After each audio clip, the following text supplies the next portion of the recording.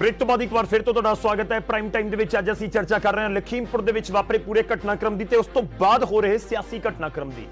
ਇਸ ਦੇ ਨਾਲ ਕੀ ਫਾਇਦਾ ਪਰਿਵਾਰਾਂ ਤੱਕ ਪਹੁੰਚ ਸਕਦਾ ਹੈ ਉਸ ਦੇ ਉੱਤੇ ਅੱਜ ਚਰਚਾ ਕਰ ਰਹੇ ਹਾਂ। ਇਸ ਸੈਗਮੈਂਟ ਦੀ ਸ਼ੁਰੂਆਤ ਮੈਂ ਇੱਕ ਵਾਰ ਫਿਰ ਤੋਂ बीजेपी तो ਕਰਨ ਜਾ ਰਹੇ ਹਾਂ जो ब्रेक तो ਪਹਿਲਾਂ ਅਸੀਂ ਜ਼ਿਕਰ ਕਰ ਰਹੇ ਸੀ। राजेश चौधरी जी, सवाल आपसे ही, किसी परिवार के साथ दुख साझा करने में दिक्कत क्या है?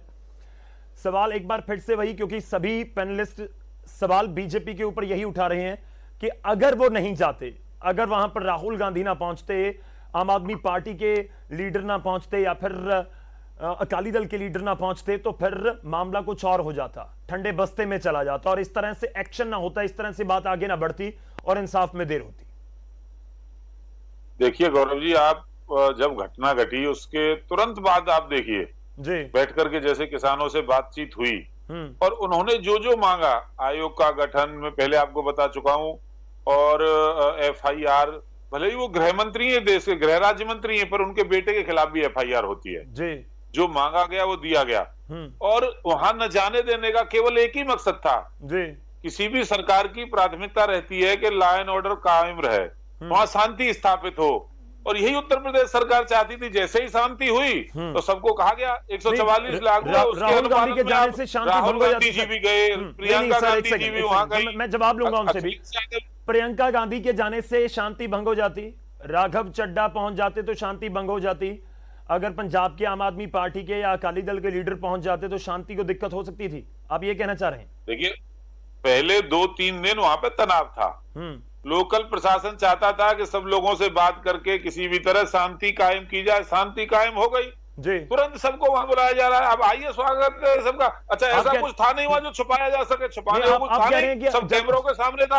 आप कह रहे हैं कि जल्दबाजी की, सबके सामने थी। तो आप कह रहे हैं सर की जल्दबाजी जो नेता जा रहे थे उन्होंने जल्दबाजी की।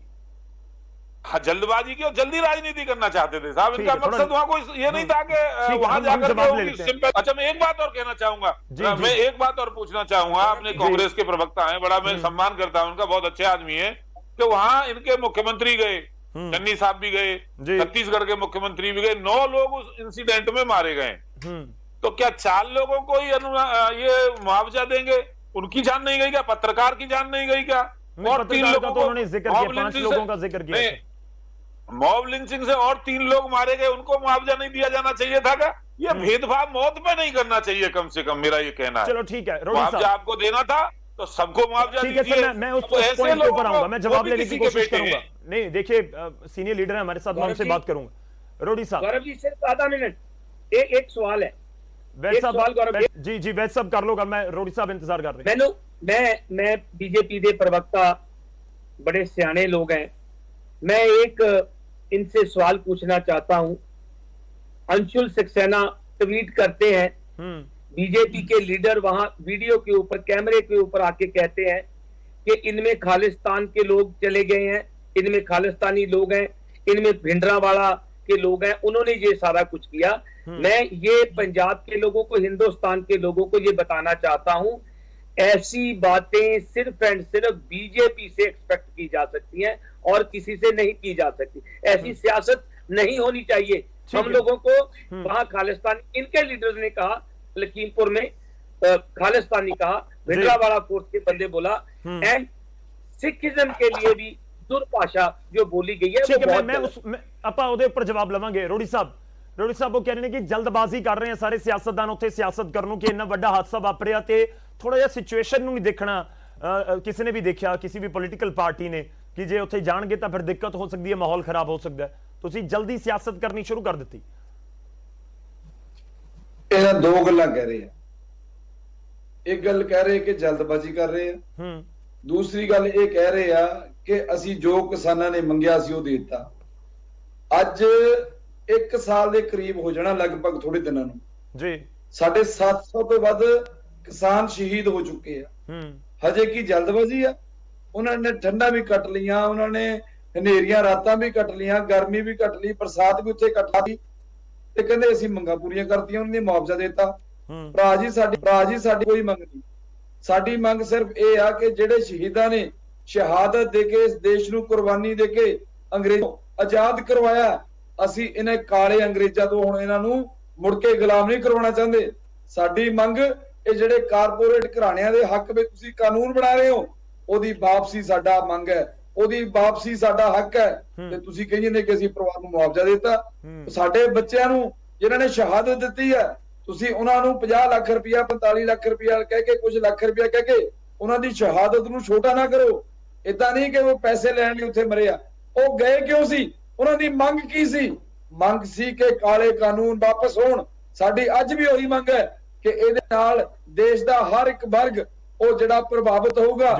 ਜਦੋਂ ਇੱਕ ਕਾਰਪੋਰੇਟ ਘਰਾਣਾ ਪੂਰੇ ਆਪਣੇ ਸਟੇਟ ਦਾ ਅਨਾਜ ਰੋੜੀ ਸਾਹਿਬ ਤੁਸੀਂ ਇਹ ਕਹਿ ਰਹੇ ਹੋ ਕਿ ਤਾਂ ਮੁਲਾਜ਼ਮ ਕਿੱਥੋਂ ਖਾਣ, ਕਿੰਨੇ ਰੁਪਏ ਕਿਲੋ ਕਣਕ ਲੈਣਗੇ, ਕਿੱਥੋਂ ਸਰਸੋਂ ਦੇ ਤੇਲ ਲੈਣਗੇ? ਅੱਜ 200 ਰੁਪਏ ਦੀ ਬੋਤਲ ਹੋ ਗਈ ਆ, ਤੇ ਕਿੱਥੇ ਉਹ ਮਹਿੰਗਾਈ ਕਿੱਥੇ जाएगी? ਆਪਾਂ जवाब ले लिए, मैं टांडा साहब को जाऊंगा, पहले एक जवाब ले लिए। राजेश चौधरी जवाब दे दीजिए, जवाब दे दीजिए सर। बीजेपी की यहाँ पर जरूरी है जवाब, आप तक आवाज पहुंची होगी। राजेश जी देखिए, आम आदमी के प्रवक्ता बात कर रहे हैं किसी कानूनों की। इस देश में सुप्रीम कोर्ट सर्वोच्च है। देश के सर्वोच्च न्यायालय ने यह आदेश किया कि उस कानून को रोक दिया, और अभी कुछ दिन पहले ही सुप्रीम कोर्ट ने फिर कहा है कि जिन कानूनों को हमने स्थगित कर दिया है उस पर आंदोलन की क्या आवश्यकता है। आप देखिए, वो कानून सुप्रीम कोर्ट ने रोक दिया, सरकार अपना पक्ष रखेगी, ये लोग अपने पक्ष रखेंगे, उसके बाद शुरू होता है ना। इनको कानून से मतलब नहीं है, इन्हें केवल राजनीति से मतलब है। वो आंदोलन चुनाव आंदोलन है, वो आंदोलन किसान आंदोलन नहीं। किसान तो बेचारा अपने घर में बैठा हुआ काम कर रहा है, खेत में जाकर के काम कर रहा है। देखो वही पंजाब से गल करते हैं, यूपी वाले भी वही गल कर रहे हैं। इनको मिलता नहीं है। मोदी जी की सरकार को 7 साल हो गए काम करते। मेरा दावा है, आप कांग्रेस का इतिहास उठाइए, कितने घोटाले उस समय होते थे, कितना भ्रष्टाचार सरकार में होता था। रोडी साहब थोड़ा जवाब दे, कुछ कहना भी चाह रहे हैं रोडी साहब। अब उस सरकार के खिलाफ कोई मुद्दा नहीं मिलता। रोडी साहब एक सेकंड सर, राजेश जी जवाब ले। किसान तो अपने घर चला गया, ये पॉलिटिकल लोग वहां बैठे हुए हैं। और कौन सा ऐसा चेहरा है जिसने चुनाव नहीं लड़ा? कौन सा ऐसा चेहरा है जो राजनीति नहीं करना चाहता? ठीक है राजेश जी, थोड़ा समय दीजिए, थोड़ा सा समय सदन में जाना चाहते हैं केवल किसानों के दम पर। अब उनको भी अपनी बात रखने दी, अपनी बात रखने दी। राजेश जी पंजाबी समझते हैं आप क्या? मैं आपके पंजाबी के बात करूं, हिंदी से करूं? मैं थोड़ा समझता हूँ, हिंदी बोलेंगे तो ज्यादा अच्छा लगेगा। मैं आपको हिंदी में पूछ लेता हूँ। आप बोल रहे हैं कि हम किसानों की आमदन दुगनी करेंगे, क्या बिहार में जो आपने कानून लागू किए हुए हैं, क्या वहां पे किसान दुगनी हो गई?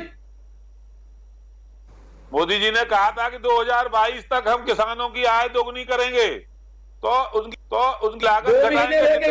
किसानों के इस सरकार ने जितने काम सरकार ने किसानों के किसी दूसरी सरकार ने नहीं किए।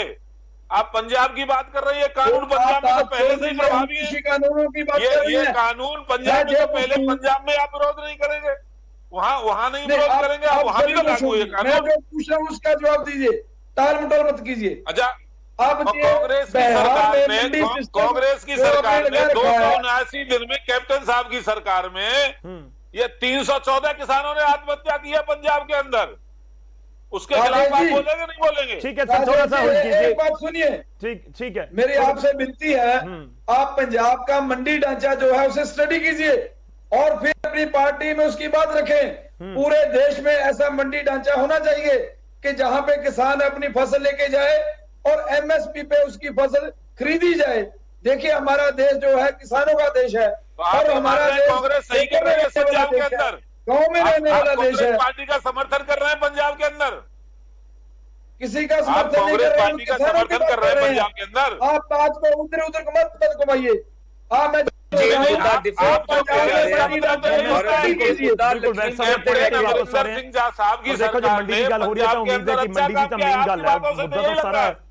एपीएमसी वाला भी कितने ना कितने ਉਹਦੇ ਪਿੱਛੇ ਹੈਗਾ ਹੀ ਹੈ।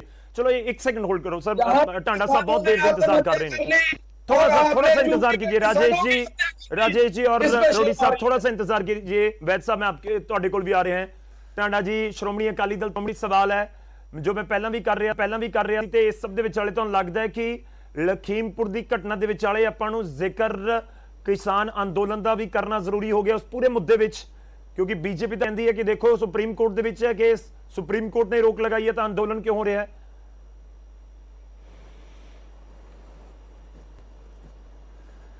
देखो, चौधरी साहब दे तत्थ सही नहीं है।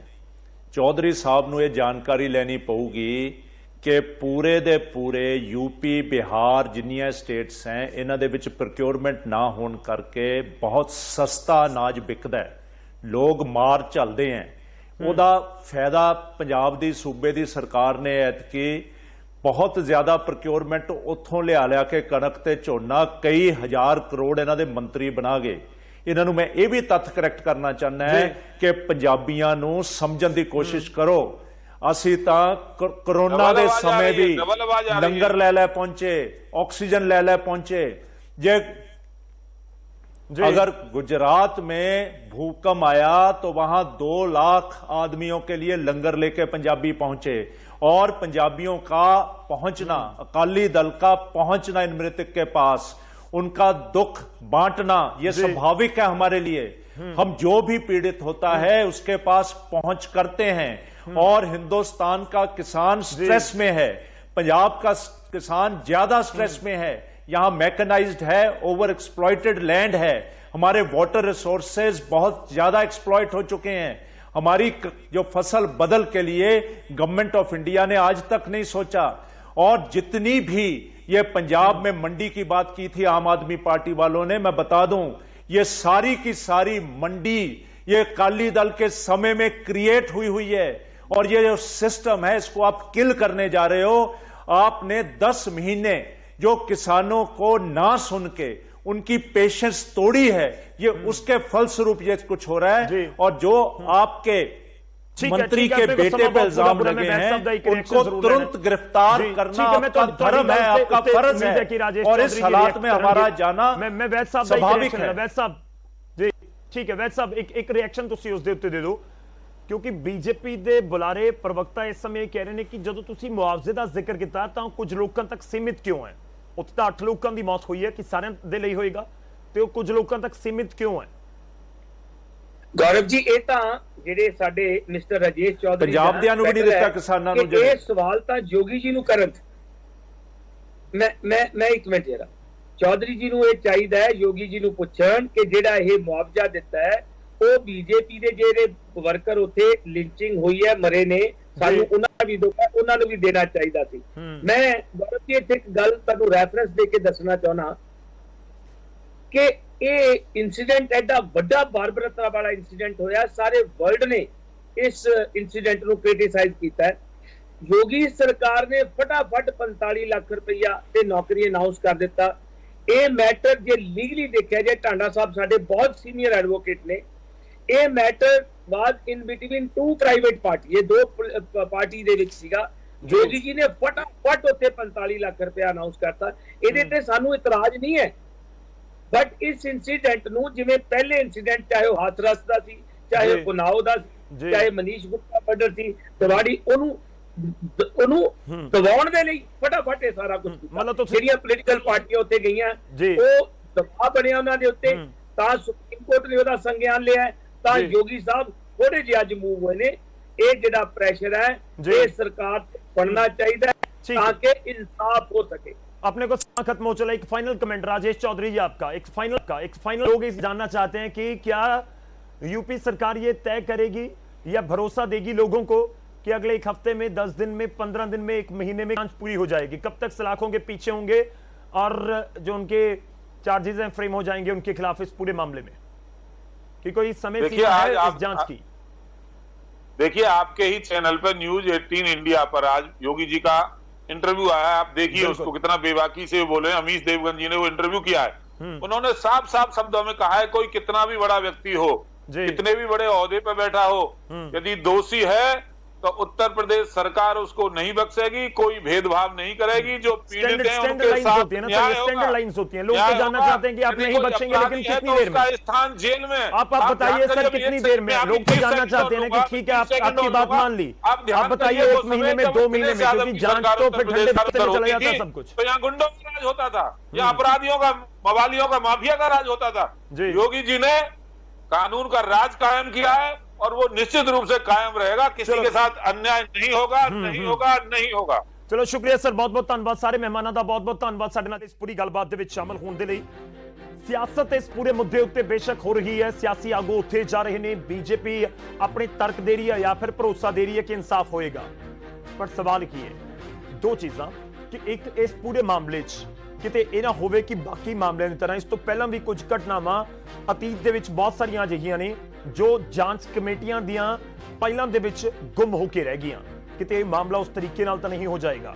ਕਿੰਨੀ ਦੇਰ ਦੇ ਵਿੱਚ ਇਨਸਾਫ ਮਿਲੇਗਾ ਇਸ ਪੂਰੇ ਮਾਮਲੇ 'ਚ। ਦੂਜੀ ਗੱਲ ਇਹ ਵੀ ਕਿ ਵਾਕਈ ਹਰ ਮੁੱਦੇ ਉੱਤੇ ਸਿਆਸਤ ਹੋਣੀ ਜ਼ਰੂਰੀ ਹੈ ਜਾਂ ਕਿਸੇ ਮੁੱਦੇ ਨੂੰ ਸਿਆਸੀ ਆਗੂ ਪਾਰਟੀਆਂ ਚਾਹੇ ਹਾਕਮ ਧਿਰ ਹੋਵੇ ਜਾਂ ਵਿਰੋਧੀ ਧਿਰ ਛੱਡ ਵੀ ਸਕਦੀ ਹੈ।